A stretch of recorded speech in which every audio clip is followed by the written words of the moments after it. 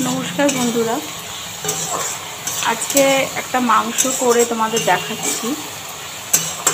যে মাংসটা খুবই সিম্পল, খুবই ইজিভাবে হয়ে যায়, বিশেষ কোনো মশলা লাগে না। আজকে যেহেতু একটু দেরিতেই রান্না শুরু করেছি, সেই কারণে মাংসটা আমি করলাম। কারণ যখনই দেরি করে রান্না হয় বা চটজলদি কোনো রান্না করা থাকে তখনই আমি মাংসটা করি। তো চলো মাংসটা আমি তোমাদের দেখাই। আমি এখানে অলরেডি পেঁয়াজ ভাজা বসিয়ে দিয়েছি, একটু তেলেতে চিনি দিয়ে দিয়েছি। তেলে চিনিটা একটু গলে যেতে তারপরে পেঁয়াজটা দিয়েছি। তো এটা পেঁয়াজটা ভাজা হতে থাক।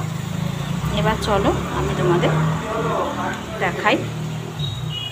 এখানে মাংসতে আমি মাখিয়ে রেখেছি নুন, হলুদ, লঙ্কা গুঁড়ো, জিরে গুঁড়ো, ধনে গুঁড়ো আর একটু সর্ষের তেল।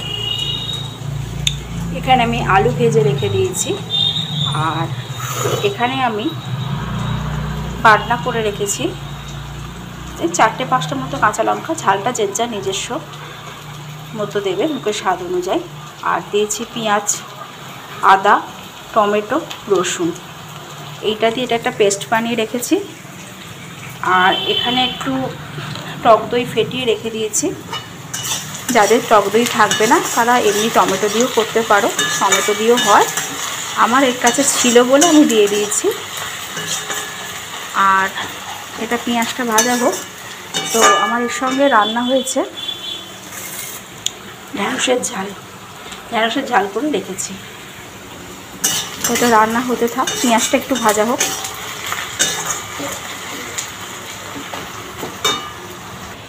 এই যে আমার পেঁয়াজ ভাজা হয়ে গেছে। এবার এই বাটনাটাও একটু দিয়ে দেবো। এই যে বন্ধুরা, আমার এখানে মশলাটা কষতে দেওয়া হয়ে গেছে।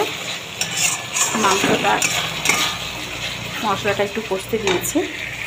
এবার আমি এখানে দেবো একটু কাশ্মীরি লঙ্কা গুঁড়ো। এটা জাস্ট কালারের জন্য দিই, সব সময় দিও না, একটু কালারের জন্য দিলাম। তা মশলাটা কষতে থাকো। যখনই কোনো চটজলদি রেসিপি আমি করতে চাই মাংসে, তখন এইটা করে ছেড়ে দিই। এটাতে খুব তাড়াতাড়ি হয়, খেতেও টেস্টি হয়। আর আমাদের বাড়িতে এই মাংসটা খেতে সবাই খুব ভালোও লাগে, ভালোবাসে। সবার ভালো লাগে মাংসটা, আর খুব ভালোবাসে। তোমরা একবার এই মাংসটা ট্রাই করে দেখতে পারো। ট্রাই করে আমাকে একবার কমেন্ট সেকশানে কমেন্ট করবে। তো চলো মশলাটা একটু কষুক। যে বন্ধুরা, আমার মশলাটা অলমোস্ট কষা হয়ে গেছে। এবার আমি এতে মাংসটা দিয়ে দেবো। এর মধ্যে মিডিলে আমি টক দই দিয়ে দিয়েছিলাম, সেটা তোমাদের আর দেখানো হয়নি। টক দইটা দিয়ে একটু গ্যাসটা কমিয়ে নিয়েছিলাম, কারণ টক দইটা গ্যাসটা যদি হাই করা হয় তাহলে টক দইটা ফেটে যাবে, ছানা কেটে যায় টক দইটা। তো সেই কারণে গ্যাসটা কমিয়ে টক দইটা ফেটানো টক দইটা মশলার সাথে কষে নিলাম। এবার আমি মাংসটা দিয়ে দেব।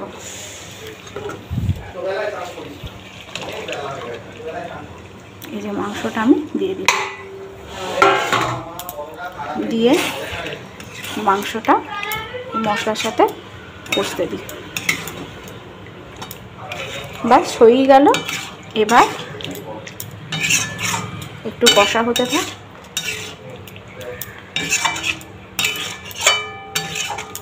আর এই ভেজে রাখা এর সাথে আলুটা দিয়ে দেবো।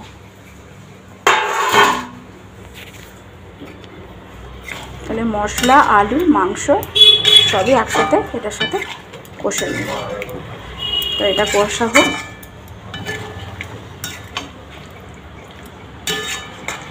আর কিচ্ছু না, জাস্ট এবার নামানোর সময় একটু গরম মশলা দিয়ে নামিয়ে দেবো। এটা অলমোস্ট আমার মাংস রেডি। জাস্ট এটা একটু কষে নিই, এটা কষা হোক।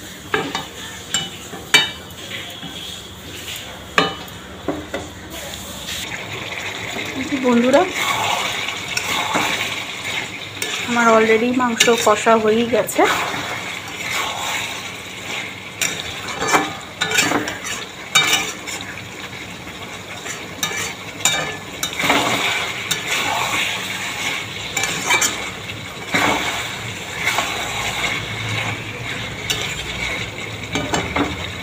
অর্ধেক মাংসও সেদ্ধ হয়ে গেছে, দেখুন হাত থেকে ছেড়ে যাচ্ছে। তো এবার আমি জল দিয়ে দেবো।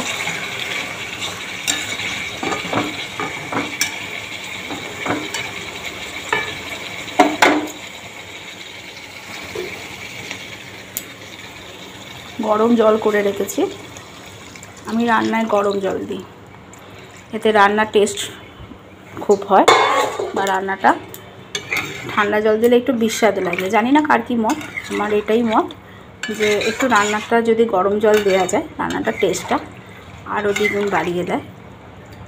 তো এবার এটা মাংসটা সেদ্ধ হতে থাক, আমি ফাইনালি আপনাদের দেখাচ্ছি।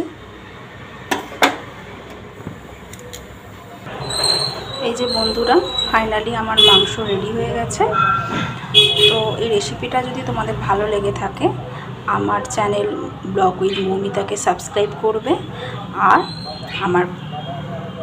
তোমার একটা লাইক দেবে, কমেন্ট করে আমার পাশে থাকার চেষ্টা করো। আর অন্য দিনে আবার একটা কোনো ভিডিও নিয়ে তোমাদের সামনে হাজির হব।